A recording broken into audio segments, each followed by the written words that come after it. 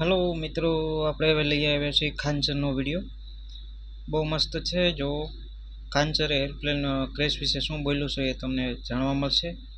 ચાલો જોઈએ વિડીયો. दुर्घटना हुआ नाम air India Boeing 787 dream liner. Air India के ड्रीम लाइनर में हम लोग भी बैठे हैं और वो फ्लाइट दिल्ली से अहमदाबाद भी जाती है। बोइंग का ड्रीम लाइनर हम मुंबई से दिल्ली भी आता है।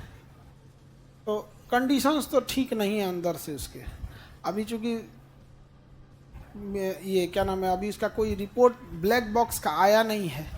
जैसे ब्लैक बॉक्स का रिपोर्ट आ जाएगा एकदम डिटेल से बताएंगे आप लोग को। जैसे नेपाल में दुर्घटना हुई थी ना, कंडीशन लीवरवा खींच दी थी, नहीं समझे, फ्लैप खींचने के तो कंडीशन लीवर खींच दी, फ्यूल सप्लाई ये कट गया था।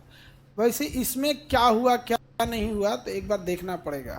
तो जब रिपोर्ट आ जाएगी तो हम आपको डिटेल से जानकारी बता देंगे। अभी तो बस ये है कि टेक ऑफ करने के टाइम पे वो V2 तक पहुंच ही नहीं पाया और विमान दुर्घटना हो गया।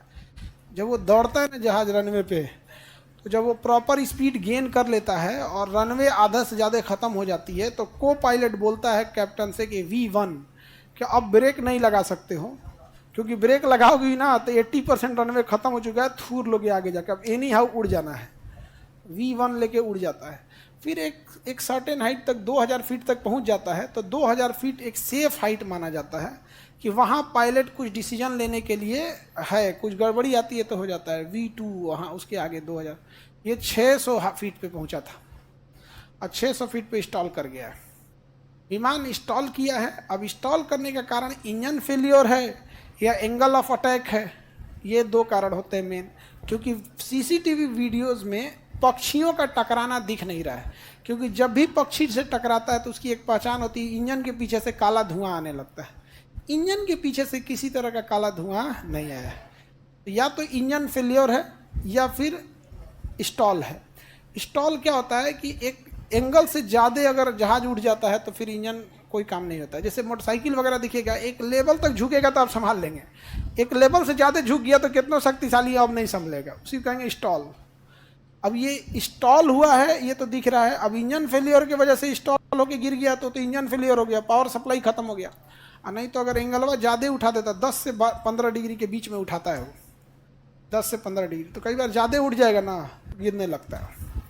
अब ये इस पर पूरी तरह से जैसे एक ठो ब्लैक बॉक्स उसका रिकवर हो जाए। ब्लैक बॉक्स एक ऑरेंज कलर का डिब्बा होता है, उसके अंदर दो चीज़ें बात होती है, पायलट क्या बात कर रहा है ये भी रिकॉर्ड हो रहा है, और जहाज में क्या पैरामीटर्स थे वो भी रिकॉर्ड हो रहा है।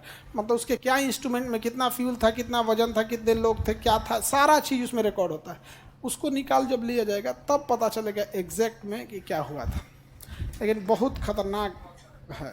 जिस हॉस्पिटल पे गिरा था, आगे हॉस्पिटल था, उसमें डॉक्टर लोग, रेजिडेंट डॉक्टर थे, वो खाना खा रहे थे, ऊपर ही गिर गया था। वहाँ से 6-7 डॉक्टर लोग भी बहुत सीरियस गंभीर हैं, संभवतः बचे भी ना।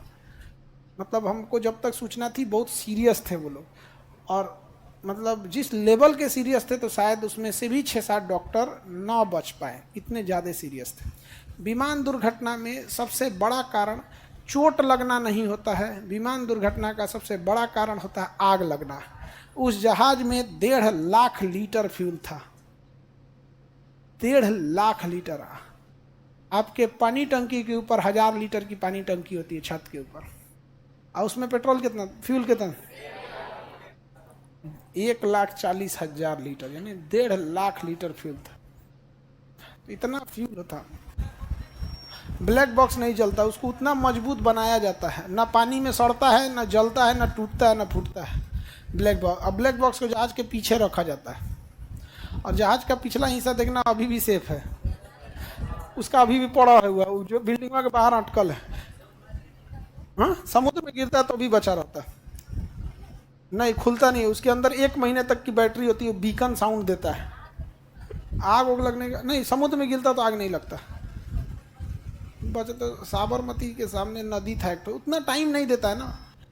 2000 फीट पे जब जहाज चली जाती है ना तो पायलट के पास इतना डिसीजन हो सकता है कि कुछ दाहिने बाएं सोच सके। 600 फीट की हाइट थी, 600 फीट, वो भी जमीन से 600 फीट नहीं है, समुद्र से 600 फीट है, जमीन से 400 फीट होगा, क्योंकि समुद्र लेवल से 600 फीट तो जमीनवा तो और ऊपर होता है।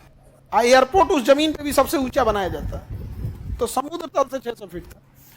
तो ऐसे तो कितना क्या ही डिसीजन लेगा वो, कोई डिसीजन देखिए, वो दाहिने बाएं भी नहीं मुड़ सका है, सीधे जाके गिर गया। किसी भी जहाज में टेक ऑफ करने के 8 मिनट और लैंडिंग करने के, मतलब टेक ऑफ का 4 मिनट और लैंडिंग का 4 मिनट, यही खतरनाक होता है। जो भी दुर्घटनाएं होती हैं इसी समय होती हैं, बीच में कोई दुर्घटना नहीं होती। बीच में कौन चीज, ना हवा है ना बादल है ना कुछ है, लेके निकल रहा है 900 की स्पीड से। टर्बुलेंस हल्का हल्का होता है, हल्का हल्का क्या होता है टर्बुलेंस। अभी हम परसों आए थे, इतना भयानक टर्बुलेंस था कि एक आदमी बीच से जा रहा था, बैठे थे हम लोग, और लगभग 37 हजार फीट पे थे और फुल स्पीड में थी। उसमें किसी को वॉशरूम जा रहा होगा, इतना तेज टर्बुलेंस मारा कि गिर गया वो बहुत तेज वो जमीन पे। यहाँ पे हमारे बगल में कोई मैगी खा रहा था, छीट दिया हमारे ऊपर। मैगी में तो पानी हो रहा था ना, छीट दिया उससे, तो हम उसको उठा के तो मैगी दिए, तो कारण फेंक दीजिए सर। हम दे दिए भाई, इसकी संपत्ति है, पूरा मैगी की बटोर के थोड़ा सा है हमारा, नीचे रखिए हो।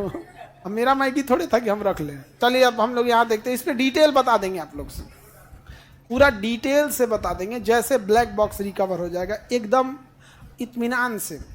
और बोइंग 777 ठीक जहाज है, बट ड्रीम लाइनर ठीक नहीं है। ड्रीम लाइनर में बहुत बार समस्याएं आई हैं।